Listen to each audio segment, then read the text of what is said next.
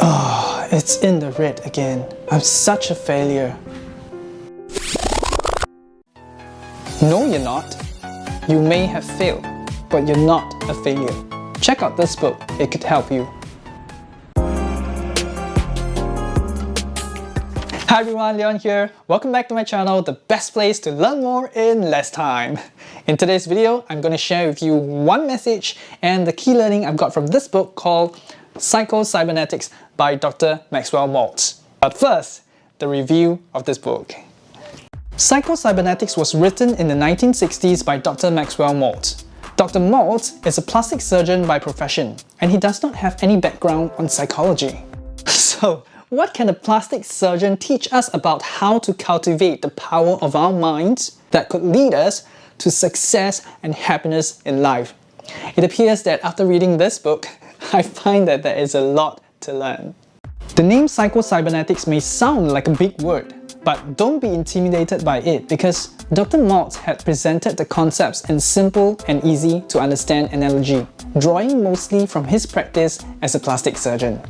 If you are new to personal development or self-help, I would highly recommend this book as a foundational read for you. And even if you are not new to personal development, this is still a wonderful book to read, as it may give you new perspectives or insights from it. Let me ask you a question. If you send an image of an apple to a printer to print it out, what would be printed out? An apple.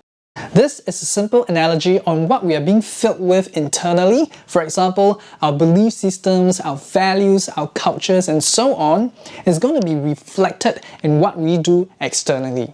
They are in sync with one another, and this is what Dr. Maltz called our self-image. Our self-image is a collection of beliefs and values we have accumulated over the years. All our actions, feelings, and behaviors are always consistent with this self-image. Just imagine that you are a container, and in this container, you are filling it up with beliefs that you are a failure, you're not good in studies, you're bad in relationships. What would you do? How would you behave? Would you be someone who's full of confidence? I doubt so. But here's the thing, you have a choice. Your self-image can be changed. You can choose to empty this container and fill it up with new beliefs. Who do you want to be? What do you want to achieve? What beliefs must you have? When you start to fill yourself with empowering beliefs and values, you are also opening yourself up to opportunities and possibilities that were once close to you. This is your key to a better life.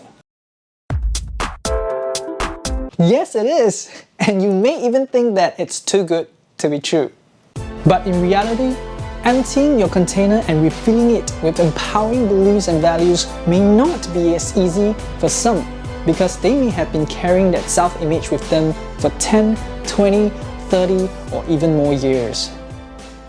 Some may even find that new self-image is so overwhelming because it feels so unreal and undeserving.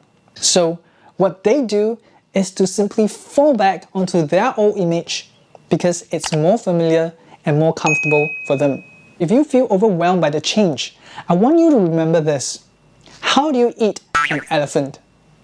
One bite at a time. Your new self-image doesn't have to be changed overnight.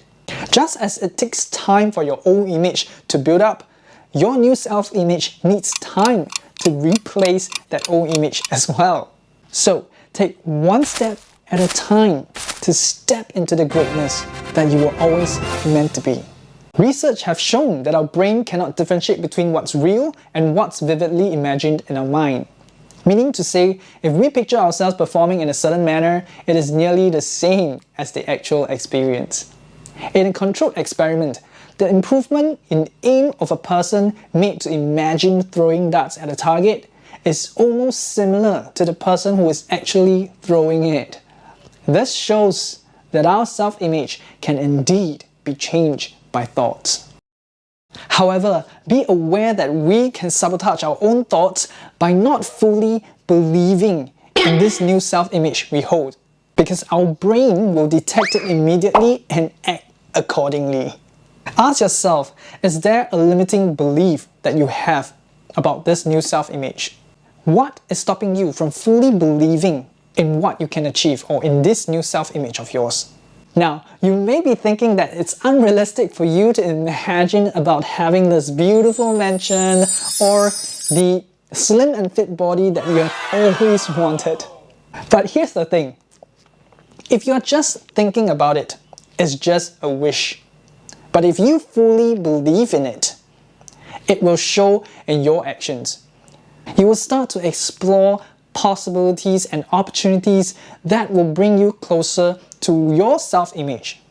I'm not saying that you will get it. What I'm saying is there is a huge difference in just thinking about it and believing in it. One is that you wait for things to happen. The other is you make things happen. So here's a message I want to share with you. Differentiate between what's the truth and what's your story that is attached to that truth. You may have failed a test, and that is the truth, but you are not a failure. Labeling yourself as a failure is a story that you attach to that truth. So be careful of what kind of story you are telling yourself, because it will affect your feelings, your thoughts, your actions and behaviors. And if you're going to tell yourself a story anyway, make it a good one. Change your story. Change those disempowering stories you have into empowering ones, and you will change your life and the lives of people around you who you care about. If this has helped you, give me a thumbs up or comment below to let me know, and share this with friends whom you think could benefit them as well. Thank you for watching, wish you well, and see you in the next video.